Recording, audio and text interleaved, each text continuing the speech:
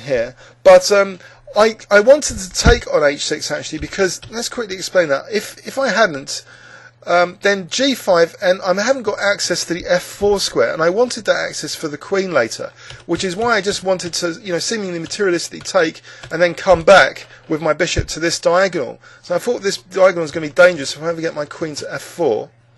And he immediately, tried to challenge the idea with e5. He doesn't let me come to he just play the bishop back and threaten queen f4. So he's very quick to react in the centre, and he has got a potential target, my queen now, on the d file. Bishop g3, and it's interesting, we were looking at variations which we assumed were better for black in post-mortem analysis. The key things we had considered after ed, queen d4, knight c5 was, queen f4 is no good here, and that is right, because now black can force the issue with knight takes, rook takes, and say knight takes, then just check. Say knight c3, and now there's a nifty manoeuvre which we did, consider in post-mortem. This king b7 just gets the king out of trouble on this diagonal, because check now king a8, and then white's attack has run out of steam. Black's clearly better. He's also, if I take on f7, he's going to play rook d8 with all sorts of counter-attack opportunities. But this isn't an objective reality of the position, in fact, because after e takes, queen takes, there's a key move here which actually retains advantage for white, to my relief. So it wasn't all just on appearances, this game. There's some concrete again behind it to back it up, and here it's queen g4 check, and this is quite amazing difference now to getting the queen in the previous variation, because if f5, then I can force the issue with rook d8. And there's a big difference now, that getting queen f4 quite rapidly, and now there's no time for black to play this cosy king b7 to a8. And in fact, black's busted according to Ribka here. If knight takes cb, then how is black defending against this mate threat? If b5, check, and then the king's getting pushed around, check, and now b4, so embarrassing the queen. And in fact, the queen is trapped here. So all the moves are fairly losing. If rook d7, then check and then take the queen. So this is the kind of nasty thing that could have occurred if he had played what we had originally thought in post-mortem to be really good. This idea of just knight, taking in a knight c5. So taking first on d4, then knight c5 to try and embarrass the queen. So queen g4 check seems to save the day. Other ideas, if king b7, then actually just bishop takes f7 here, just trying to materialistically win back some material. So rook takes, and now king d1 apparently is the right move, not knight takes d1. And white again is better. If knight takes d1, then queen a4, and apparently black's absolutely fine here. So that's interesting. Say the queen takes on g6. Then rook d8, black's got enough. So even though I've got, material and this powerful bishop, black's almost okay. Say queen g7, queen d4. There's counterplay on the d file, and this provides a tactical liability. But maybe actually it gives a tiny edge for white at 0.15 here on a shallow depth. So maybe it's not all over. But in the game, after this bishop g3, he actually played knight c5, and I thought, wow, can he really do this? I thought I'd just pick up another pawn for the exchange, and I was quite relieved. But apparently this is equal. I took on e5, and maybe the move which makes it equal is Ribka's suggestion, which is not knight takes b3 here, but actually the quiet move rook h5. So rook h5, what is it doing? It threatens rook takes e5, so it's using that pin on the d file. Say I play f4, now takes, and then bishop b7, and this is a bit tricky, isn't it? Because my queen can never, form a battery with a bishop to get onto these dark squares. So maybe, black's slightly better here.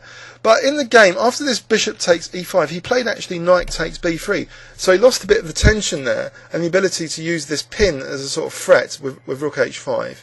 After c takes, he plays rook e8. So I'm almost trapping his queen, except he's got queen takes e5. So I thought I'd protect the bishop. So I'm really threatening b4 now. And to avoid the queen loss, he plays b5. But look at that terrible bishop now. And what I do, I lock in the bishop on the dark squares. I play b4. And after queen b6, the lovely move knight e4. So I'm really getting nice positional compensation. And Rivka really likes white here as well. Fortunately, he hasn't got f6 because I just play knight f6. So there's nothing tactical to exploit these pieces at the moment, or the pin. So it's quite reinforced. But I have to be careful. After knight c5, I'm now a lot more tactically safer with the knight, protected by b4, this terrible bishop. He plays rook d5, and now I find a very sweet move. I wonder if you can spot it. It's a move which kind of makes my queen a lot more aggressive. In fact, there's several moves with my queen which all give a big advantage to white. I wonder if you can spot one of them, including what I played. So I'll give you 5 seconds, and I think actually let's give it 5 different queen moves. I'll give you 10 points. So actually I'll give you 10 seconds starting from now.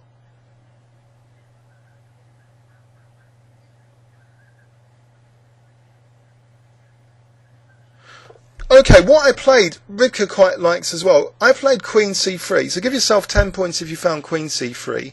So some of the ideas include queen h3 check now and queen h8. It's lovely how this queen is now coordinating with the bishop, to get at black's king. And also this knight's going to be quite dangerous because it's controlling some key squares as well. But also, Rivka likes queen g2 as a new variation. So this is also tricky. Same sort of ideas, queen h3 or g4. There's also queen d3, same sort of ideas again. So if you found any of these queen moves, you've got the basic concept basically, which is the light squares, especially this diagonal. If you can get onto that diagonal with either queen e2, queen g4, queen c3 or queen d3, they're all good for white in this position. So I play queen c3. He plays now bishop b7, and I immediately win back the exchange now, because after queen h3 he offers the exchange back. And actually, I was thinking, do I want to take it or just try and torture him with my minor pieces being, superior? But I had a concrete idea now, so concrete as quite forceful, that I could just take on d7 and now prepare the move d5, but I don't want to play d5 immediately. There was a reason he just takes, in fact, and there's nothing. I want to prepare d5, and what I did to prepare it was actually the move king b1, because then if c takes d5 after d5, I've got rook c1, and the rook and bishop are now coordinating into the attack. So I've got a threat now, perhaps a d5, as well as the latent threats of queen h8. But actually, in this position, Rivka likes like f5. Also rook g1, bishop f6, these are all given as superior moves to king b1, but only slightly actually, queen g4 only slightly better than king b1. So it's very interesting that white has a different ways of skinning the cat here.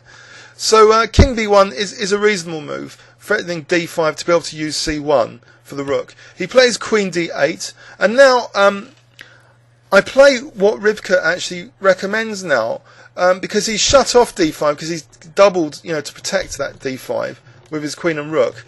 So he's put me off that, so I have to change plan now. And I come up with f5. So my idea is basically, if I can get in f6, there's going to be a real bind on this position. And although it's opposite coloured bishops, I think it favours the attacking player, often if you have this situation of the opposite bishops.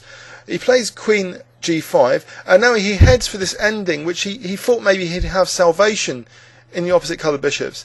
But I don't mind it at all, because I can dominate on the g file now after the exchange of queens with rook g1.